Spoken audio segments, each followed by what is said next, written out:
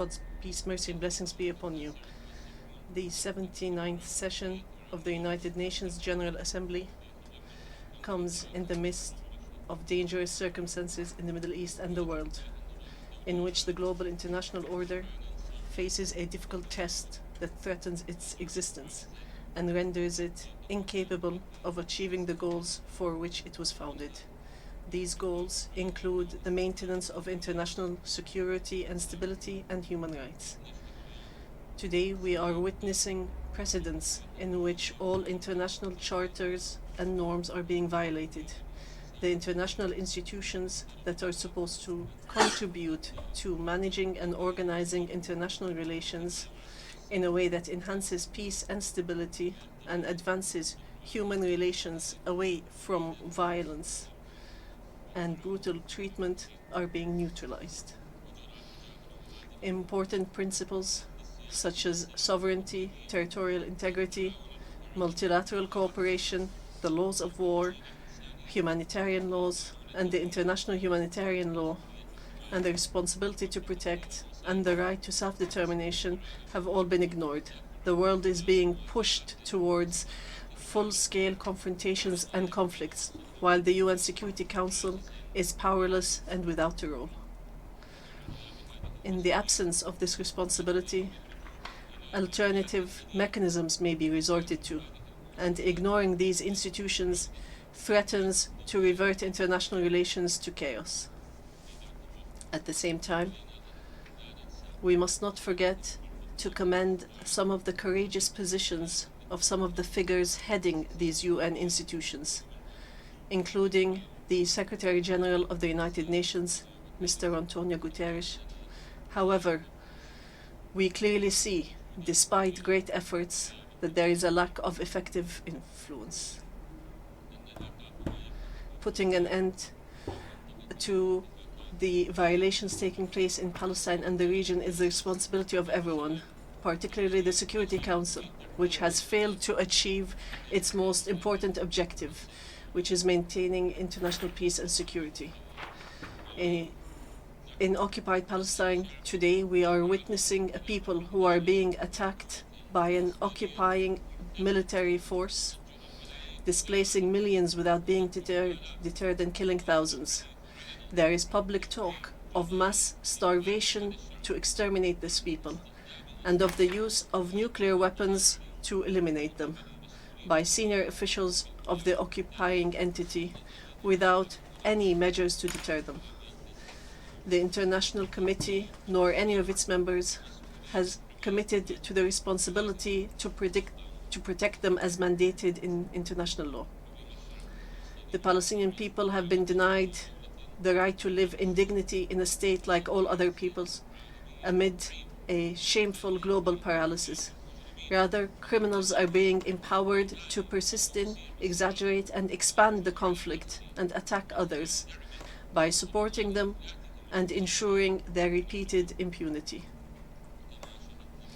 We have also witnessed more recklessness that has made international law and Security Council resolutions mere ink on paper, in a series of aggressions against the countries of the region, and the occupation and annexation of territories and the changing of international borders by force against the resolutions of the Security Council.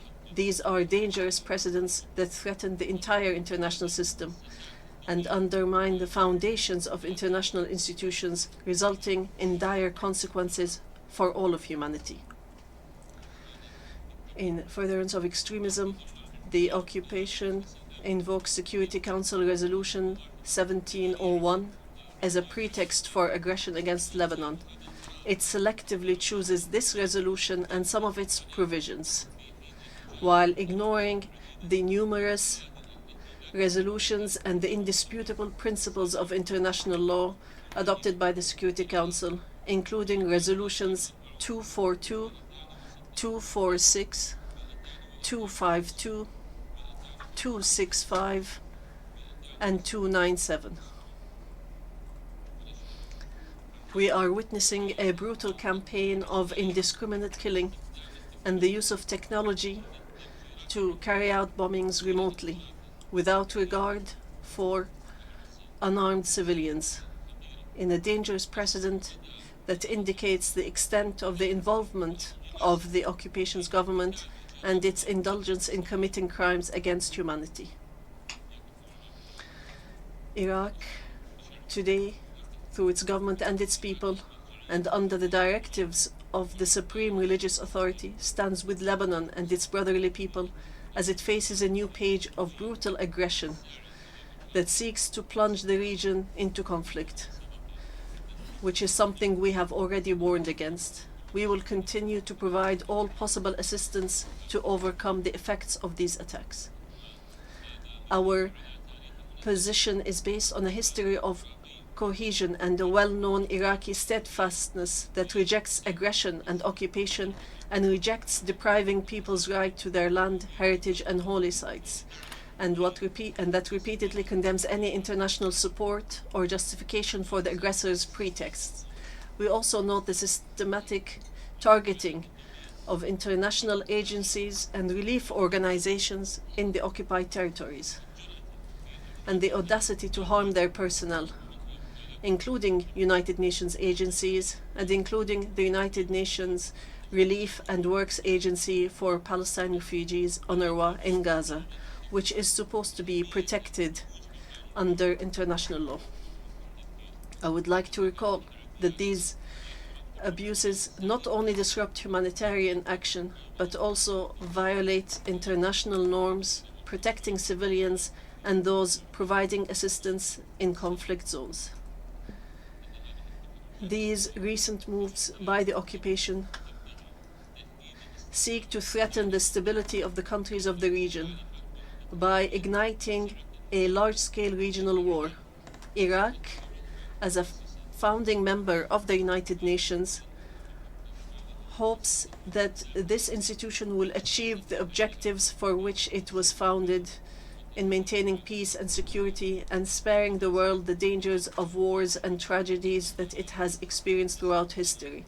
Allow us to express our disappointment at the failure of the Security Council and the international system to fulfill its obligations. Ladies and gentlemen, we note a significant increase in hate crimes and intolerance that affect our security and stability. We are in dire need of international cooperation in order to spread the spirit of tolerance and mutual respect, and to combat hate speech, discrimination, and violence that are steadily increasing around the world. We believe that one of the main aspects of hate speech is the growing phenomena of Islamophobia, which undermines global efforts to achieve peace, security, and coexistence, and creates an atmosphere for attacks targeting our social and moral values, which are part of our human existence. Therefore, I call on the United Nations to make greater efforts to promote dialogue and understanding among different cultures and religions, and I stress the need to promote unity and harmony in the face of increasing polarization, while stressing the need for heads of state and heads of international institutions to stand against religious intolerance and hatred.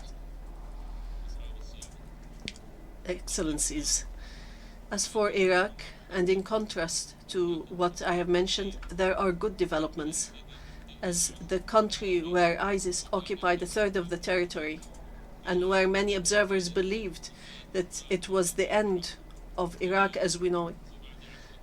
Today, 10 years later, Iraq is witnessing the implementation of a comprehensive plan for reconstruction and development, and the restoration of life to cities, and the rise of tall buildings and infrastructure and safety, and the spread of safety.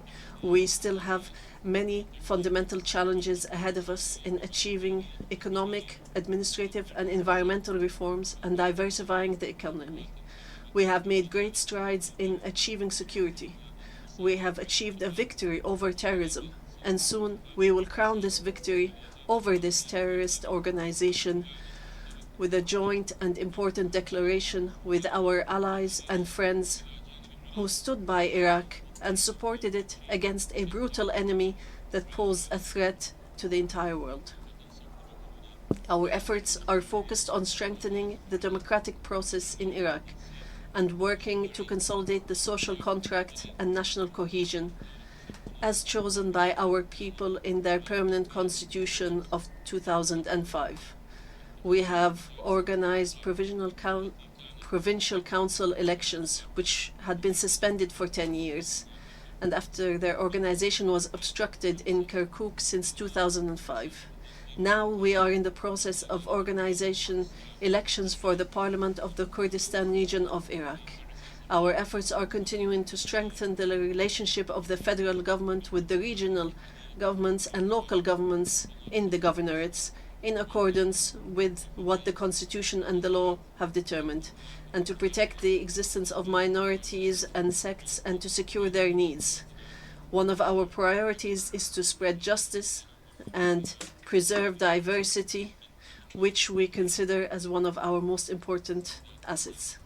Ladies and gentlemen, this government has 5 priorities: job creation, diversifying sources of income, reforming the banking and financial sector, and managing the energy transition, and addressing the causes of social, economic, and therefore political unrest. This transformation is a complicated matter for Iraq due to the economic structural challenge represented by relying on the public sector to take in the workforce and to use oil revenues to pay the salaries of millions of employees. This dual challenge facing Iraq is the excessive dependence on oil revenues and limiting its ability to diversify economically. This has been as a result of decades of wars and economic blockade and the dictatorial regime's absurd economic policies and some aspects of miscalculation and mismanagement later on, and the waste in human and material resources that could have been developed. Governance, anti-corruption, digital transformation, and e-government are all among our top priorities, as they are the most important strategies to reduce corruption and achieve good governance. But we expect the international community to support our efforts to recover the looted assets that are Iraq's right, and to end the legal and legislative obstacles placed by some countries in order to provide a safe haven for corruption-related funds, such as banking secrecy and preventing the disclosure of beneficial owners to help evade accountability. Ladies and gentlemen, Iraq seeks to achieve security, regional security and stability by finding ways for constructive partnerships to face common challenges through cooperation between the participating parties and increasing mutual interdependence in a way that is in the interest of all. And we plan to launch initiatives that reflect economic integration and regional stability in the region, particularly the Development Road Project, which aims to transform Iraq into a major regional hub for trade and transportation, and to link the Middle East with Europe through Iraq, using a network of railways, highways, and industrial cities, and linking the large port of Fao in southern Iraq to Europe via the countries in the region.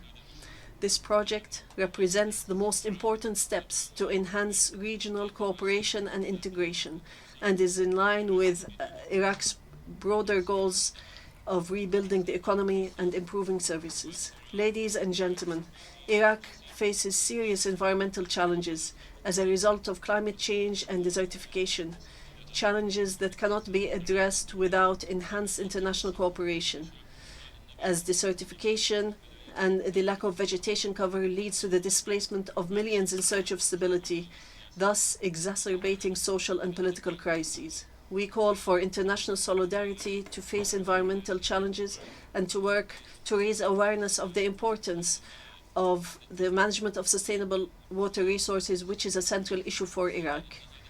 This challenge requires a commitment to the principle of shared and just responsibilities among states, as we face existential challenges related to an acute shortage of water resources, which threatens agriculture and negatively affects the economy and threatens the lives of millions of Iraqis. Hence, the government attaches top priority to these files and issues and works in cooperation with neighboring countries to reach sustainable solutions and policies to deal with these influences. In conclusion, I would like to express my deep gratitude to the United Nations for the support it has provided to Iraq over the past 2 decades. We look forward to a new phase of cooperation with the United Nations in Iraq that will begin by the end of 2025, and we hope that this will mark the beginning of a new era full of stability and prosperity for our people and a new page of partnership with the United Nations.